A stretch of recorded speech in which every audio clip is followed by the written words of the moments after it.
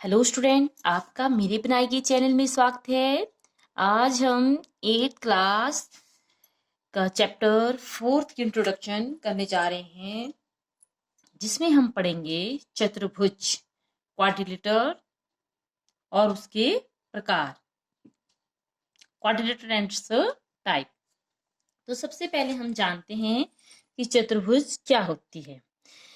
Quadrilateral, अब चतु का मतलब ही संस्कृत में होता है चार, और भुज का मतलब हुआ भुजाएं।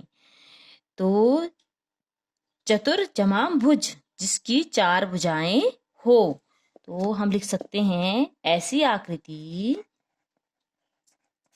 जिसकी चार भुजाएं हो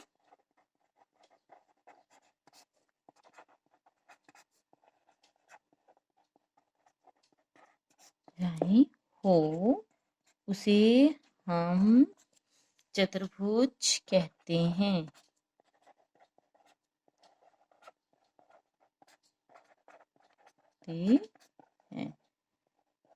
shape having four side, that is called quadrilateral। अब जिसकी चार भुजाएं हो, अब कोई भी आकृति बंद होनी चाहिए, क्लोज होनी चाहिए और फोर साइड होनी चाहिए। जैसे कि ये हमने एक बना दी थी, देखो ए बी, एक साइड ये होगी बी सी, फिर सी डी और ए डी, इसकी फोर भुजाएं हैं। तो हम बोलेंगे ये बन गई हमारी एक क्वाड्रिलेटरल।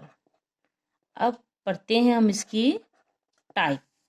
तो पहली आती है टाइप में समलंब चतुर्भुज, जिसे कि कहते हैं ट्रेपीजियम।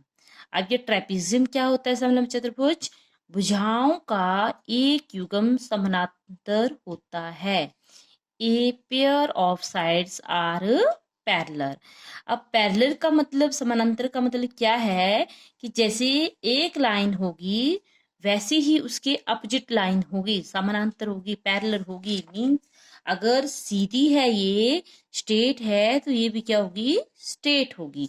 अगर देखो ये भी स्ट्रेट थी तो ये भी स्ट्रेट है।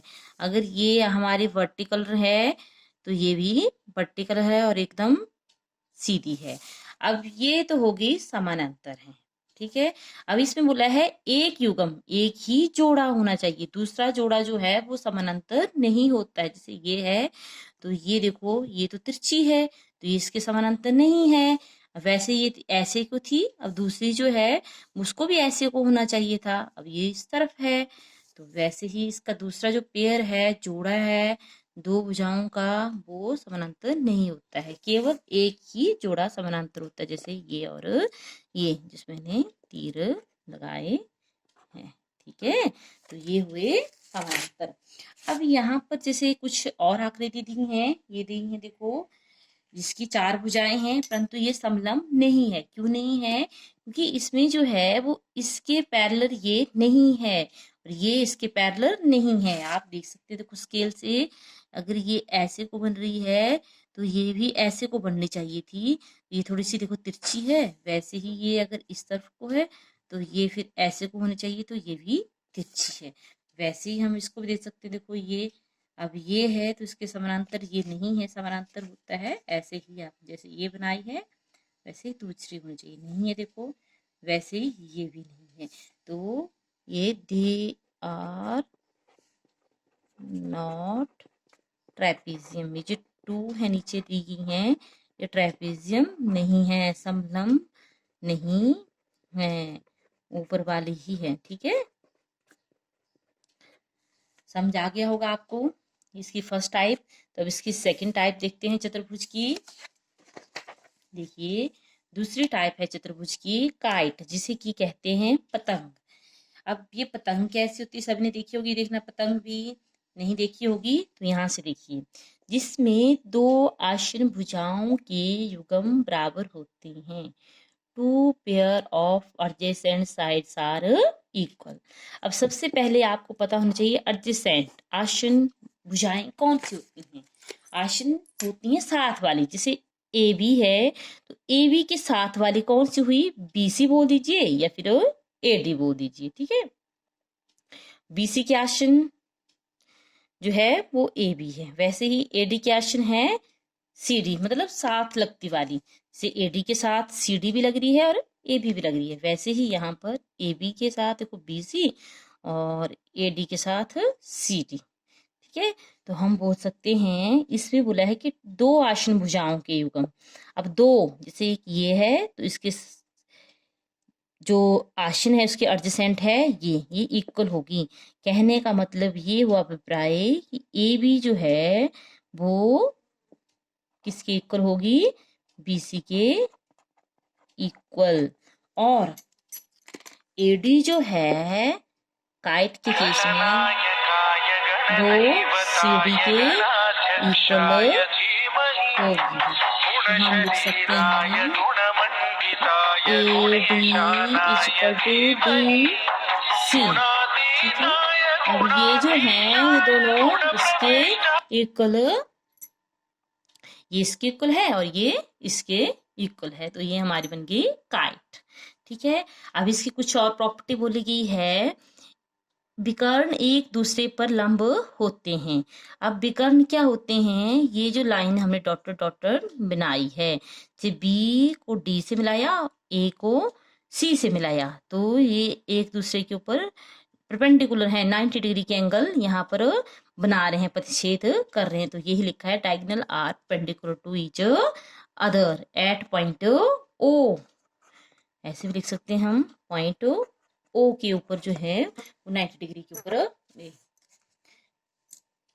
परपेंडिकुलर बनाते हैं। अब इस तरह से ये काइट हो गई। ठीक है, आशा करती हूँ कि आपको ये काइट भी समझ आ गई होगी।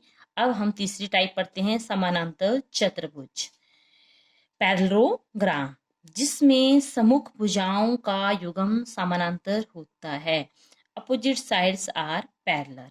अब समानांतर चतुर्भुज क्या होती है, जिसकी अपोजिट सम्मुख सामने वाली, जैसे ए बी के जो सामने है, मुंह के जो सामने है, जैसे ये है तो इसके सामने ये हुई, ये क्या होगी, पैरेलल। पैरेलल मीन्स जैसे ये सीधी है तो ये भी सीधी होगी, वैसे ही ए डी के पैरेलल हुई बी सी, मीन्स अगर ये तिरछी है, देखो ये इस तरफ से है, तो सीधी आप जो है स्केल को ऐसे ले सकते हैं और वैसे ही एक ये बना सकते हैं। देखो ए बी जो है वो सी डी के इक्वल है। तो इसकी जो कुछ प्रॉपर्टी हैं वो लिखी गई है, सम्मुख भुजाएं बराबर होती हैं, अपोजिट साइड्स आर इक्वल। अब अपोजिट साइड जैसे ए बी के इक्वल थी सी डी, ये इक्वल भी होगी और समानांतर भी होगी, पैरेलल भी होगी, वैसे ही A D is equal to C B और ये इसके इक्वल होगी। ठीक है, साथ में पैरेलल भी होगी, परंतु इसमें यही बात है कि इसके ये अपोजिट होंगी, अपोजिट, इसके सामने ये वाली और इसके सामने वाली ये। ठीक है, सम्मुख कोण बराबर होते हैं। अब इसके जो सम्मुख कोण होते हैं वो भी बराबर होते हैं। कहने का अभिप्राय है, से एंगल ए है तो ये किसके इक्वल होगा, एंगल सी के इक्वल। ठीक है, तो angle A equal to angle C और वैसे ही angle B is equal to angle D. ये हुआ हमारा पैरेललोग्राम, समानांतर चतुर्भुज। अब हम इसकी और टाइप में पढ़ते हैं। 4th नंबर आता है रोम्बस, जिसे कि समचतुर्भुज भी कहते हैं। अब जैसे कि नाम ही बता रहा है सम चतुर्भुज, अब सम का मतलब ही मैथ में हो जाता है इक्वल, सभी साइड्स इक्वल। ठीक है, और चतुर्भुज जिसकी 4 भुजाएं होती हैं, तो सम चतुर्भुज ऐसी आकृति हुई जिसकी चारों भुजाएं बराबर होती हैं, ऑल साइड्स आर इक्वल, तो वो होगी रोम्बस। जैसे ए बी था तो जितनी ए बी है उतनी ही हमारी बी सी होगी और बी सी के इक्वल सी डी और सी डी के equal A D, all side will be equal. जैसे कि हमने यहाँ आकृति में बनाया है, देखो आप इसको मेजर भी कर सकते हैं, 4 सेंटीमीटर है, यहाँ से भी मैंने 4 बनाई है, देखो ये भी कितनी है 4 और वैसे ही ये भी कितनी होगी 4, all sides and equal, that is 4 centimetre बस होगी। अब इसमें जो एंगल है वो भी क्या होंगे, इक्वल ही होते हैं। जितना एंगल ये होगा उतना ही ये, उतना ही ये और इतना ही ये, ठीक है। All angles are also equal. अब हमारे पांचवी जो टाइप है वो है आयत, रेक्टेंगल। अब rectangle opposite sides are equal and angles between them 90 degree. अब इसमें क्या होगा, अपोजिट साइड आमने सामने वाली भुजाएं, जैसे इसके जो सामने है ये है और इसके जो सामने है वो ये है, वो इक्वल होंगी। तो हम बोल सकते हैं आयत ऐसी आकृति होती है जिसमें विपरीत भुजाएं, आमने सामने की भुजाएं, जैसे ए बी के विपरीत हुई सी डी, वो इक्वल होगी, और ए डी के इक्वल हुई बी सी, वो इक्वल होगी। और इनके बीच का जो एंगल है, angle A is equal to angle B, angle C and angle D, that is 90 degree, ठीक है। तो वो होता है हमारा आयत। अब लास्ट टाइप बच गई हमारी वर्ग, square. All sides are equal, जिसमें सभी भुजाएं बराबर होती हैं, कोण 90 डिग्री के होते हैं। अब इसमें सभी भुजाएं बराबर होंगी, जैसे ए बी जो है वो किसके इक्वल होगा, बी सी, और बी सी जो है इक्वल होगा सी डी, और फिर ए डी, मीन्स सभी भुजाएं क्या होंगी, इक्वल, जैसे कि रोम्बस में था। और इसमें एंगल भी क्या होंगे, इक्वल होंगे, बट ये कंडीशन है कि वो इक्वल तो होंगे पर कितने डिग्री के होंगे, 90 डिग्री के। और रोम्बस में एंगल जो है वो कुछ भी हो सकते हैं, बट स्क्वायर में एंगल 90 डिग्री के होंगे। वैसे ही रेक्टेंगल में होता है, रेक्टेंगल में भी opposite sides will be equal but angle is 90 degree. And हमारा जो एक पैरेललोग्राम में भी आपने पढ़ा होगा, opposite sides will be equal and angle will be also equal, but angle may be anything not 90 degree.